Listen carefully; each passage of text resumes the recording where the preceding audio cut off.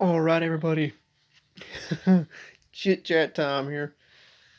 I'm going to talk about a new subject today, and it might be controversial in this day and age, or this time we're in right now. And that subject is firearms. Look behind me right there. One, two, three, four. That's just four of the firearms that I own. And today I want to discuss, or tonight, I want to discuss one of my favorite firearms of all time, the 12 gauge pump shotgun. And there are many brands out there that make a 12 gauge pump action shotgun. And it is great for anything you want to do: home defense, go outside and shoot Coke bottles and targets, you know, or bird hunting, deer hunting. Anything you want to do firearms wise, 12 gauge shotgun will do anything you need to do. My favorite 12 gauge shotgun is the Mossberg 500. I love my 500. I love that shotgun. And it has never failed me, not one time. So, when you go, if you wanted to go and get you your first firearm, you will not go wrong with a 12 gauge pump action shotgun. Mossberg is what I would recommend most people go for because they're easy to operate. There's not a whole lot to them, and the safety is conveniently located right where your thumb goes around the stock. There's a little button you pull back for safe or push forward to fire. So there are also many different loads, different ammo for a 12 gauge shotgun. And you probably hear people that talk about them and say, oh man, they'll kick the hell out of you. So let's talk about the recoil for a minute here. If you go get you a good 12 gauge shotgun, Mossberg 500s like I own can be had used or even new for 200, 250. If you can't afford to get Mossberg 500, the Maverick 88 is a great alternative. It is made by Mossberg. Instead of being made in New Haven, Connecticut, where the Mossberg 500 is made, the Maverick 88 is made by Mossberg in Mexico. And it's the same gun with a different name on it. It says Maverick by Mossberg, not Mossberg. And, they have an aluminum receiver. And I've heard people tell me, like, oh man, that aluminum receiver, you fire that gun, it's going to fly apart on you. No, it's not going to. It has never, ever failed me. When you put your rounds in that magazine, you close that action, there's a lockup in there. There's a little notch on your bolt. And there's a flange on the barrel with a square hole cut out in it. When you close the bolt, that little notch locks up into that flange. And that locks the bolt very solidly. It is steel to steel lockup. You don't have aluminum to steel lockup. Now, in that case, yes, it would explode on you. So that's going to lead into another subject about shotguns. When you buy your first shotgun, you look on that barrel. It has markings on it. And it will say chambered for 2 3/4 inch shells or 3-inch shells. So in 12 gauge shotguns, they make a lot of different lengths of shells. 2 3/4 is your most common. You can fire 2 3/4 inch 12 gauge rounds in any 12 gauge shotgun. And then make 3-inch. 3-inch can be fired in anything chambered for 3-inch. If you find an old 12 gauge shotgun and it does not have chambered for 3-inch, do not put a 3-inch in it. Some of them will accept 3.5-inch Magnum, which is the same load as a 10 gauge. So keep that in mind, guys. If your gun does not say chambered for 3.5-inch, do not put that round in your gun and shoot it, because it could fire it, and you can rack the slide back to have the shell fly out, but the shell won't come out because it's longer than your opening where your bolt sits. Or worst case scenario, it explodes the barrel in your face, and it can seriously hurt you. So when you get your first shotgun, please read the markings on your gun. And then there is the American classic, Remington 870. I own one of those too. The Mossberg 500 and the Remington 870 are the most popular 12 gauge shotguns in the world. The 870 was introduced in 1951, and it was standard issue for police, and even the military used it. And then the Mossberg 500 came out in 1962. So let's go through some models of the Mossberg 500, or Mossberg shotguns. The lowest tier is your Maverick 88. Great gun. I've owned two of them. My buddy owns one. I never had an issue out of them. Ever. And then there is the 500 series. And I've owned two of those. Great. Never had an issue. There's the 590, which is a step up, that will come with like a heat shield on it. It looks really tactical, really cool. I've never owned one, but I'd like to. And then there's the 590A1. The 590A1 is the military model. So, what does that mean? What is the difference in them? Your 500 and 590 are pretty much the same gun. The 590A1 has an aluminum trigger guard instead of polymer, and it has a metal safety button instead of polymer, and it has a heavy wall barrel so that it can withstand door breaching and things like that the military use it for.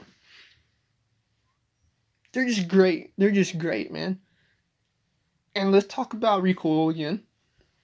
When you're shooting birdshot, which is your target loads, 7.5 birdshot, 8 birdshot, or 6 shot, the recoil, you'll feel it, but it's nothing that you can't handle.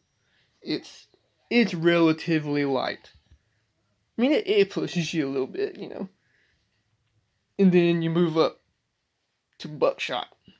Buckshot, a little more stern of a recoil. You'll feel it a little bit more, but still good. You'll still be okay. The gun isn't going to break you. It's not going to dislocate your shoulder. I mean, look how skinny I am. I'm a little bitty guy, and I can shoot buckshot all day long. So, then you get up into your 3-inch, 3.5-inch shells. Now, on an 870, on a Remington, if you look on the side, it will say Remington 870. And then if it says Remington 870 Magnum, that means you have a Magnum receiver that will handle 3-inch shells. If it says Super Magnum, it will handle 2 3/4, 3-inch, and 3.5-inch. Now, I'll tell you what, boy, when you shoot them 3-inch Magnum buckshot, 3.5-inch Magnum, when that thing recoils, you're going to feel that, boy. I mean, they're hunting rounds. That's what you would use for hunting. And I shot a whole box of them, 5 rounds, back to back, in my 870. And it about put tears in my eyes. It hurt so much. And that's one thing I want to talk about with firearms, man. If you get your first firearm, you get good with it, you start shooting things, doing your targets and stuff, and you want to invite your buddies over to shoot with you, try to get them into the gun world, please don't put 3-inch buckshot in there or 3.5-inch Magnum buckshot in it and hand it to them and say, hey man, shoot this. They've never had experience with what it takes to handle recoil like that, and they can hurt themselves. And then there's one other round that I haven't mentioned yet, but we're going to mention that now. Slugs. Now, when you shoot slugs, you have to understand some things. There are 2 different types of slugs. There's your rifled slugs that you can buy at any gun store, and then there's sabot slugs. So for your rifled slugs, if you have a Mossberg 500 that has a 28-inch hunting barrel or an 18.5-inch home defense barrel, you want to look when you buy them new. It will tell you that it comes with chokes. The chokes constrict the end of that muzzle and make it smaller. You don't want to shoot slugs through like a full choke. You could risk it getting stuck in the barrel, then you chamber another one, pull the trigger, the whole gun explodes. So if you get one that's cylinder bore, you'll be okay. You'll be alright. You can shoot slugs all day long. I do. Both of my Mossberg and my 870 are both cylinder bore. And it'll shoot any kind of ammo I can put in it except for 3.5-inch Magnum. It won't handle those. And then the sabot slugs. You will want to change out your barrel for a rifled barrel. And the barrel will have rifling in it. You can use sabot slugs. It goes through that rifling as it leaves the muzzle and enhances the accuracy and doesn't cause them to tumble through the air and throw your accuracy off. You can shoot, I guess you can shoot sabot slugs through a smooth bore with no rifling, but you're not going to get any accuracy at all. I could be wrong on that. You might want to research that. But that's the great thing about 12 gauge, man. It's just a great all-around firearm. If you want to go hunting, get you some slugs. If you get you some sabot slugs, get you a rifled barrel. You can change out your barrels on these Mossbergs and Remingtons very easily. It comes with a manual that tells you how to do it. And you can get an 18.5-inch home defense barrel. You can get a 28 to 30-inch hunting barrel. You can get a rifled barrel for rifled sights with rifled sights on it. Rifle sights on it. For enhanced accuracy for hunting. And it will do anything you need to do. That's another love of mine is guns. I really like firearms. And I own quite a few of them. But I wanted to just kind of discuss that a little bit. I would get my Mossberg down and let you guys see it, but I keep it loaded, and I ain't gonna have no loaded gun sitting on me. So, and that's another thing we can discuss real quick. Safety with firearms. When you see a firearm, and you're looking at one, you always treat it as if it is loaded. So even if you know it's not, when you pick it up, you open that bolt, you look in that chamber, make sure it is empty. Because a lot of accidents happen. You can have a lot on your mind and forget that you loaded that thing, pull the trigger, boom, you done shot something in your house. And that is called a negligent discharge. And then, don't give someone that doesn't have the experience a really powerful firearm and say, here man, shoot this. You're setting them up to hurt themselves and failure, and it might turn them off of shooting guns ever. And I'm doing this video in honor of a friend of mine that passed away last year. He taught me about firearms, and he taught me, or let me shoot his 12 gauge shotgun. And that was the first time I'd ever shot a 12 gauge, and I loved it. I was probably like 12, maybe. It was an old Harrington and Richards single shot shotgun. And I put it up on my shoulder, pulled the trigger, boom, and it kicked and turned me sideways. But it didn't hurt me. I just didn't have the right stance, you know. But if you guys get you a good shotgun or any first firearm, go take you some classes with it. Get you some courses on it. Learn how to use it. Go to the range with someone. Let them show you proper sight alignment, sight picture, trigger pull, things like that to get you comfortable with it. So that's what I wanted to discuss. Maybe you guys enjoyed this, and I might do some reviews on my firearms if that's something that you guys might want to see. Just let me know in the comments. Everybody take care out there.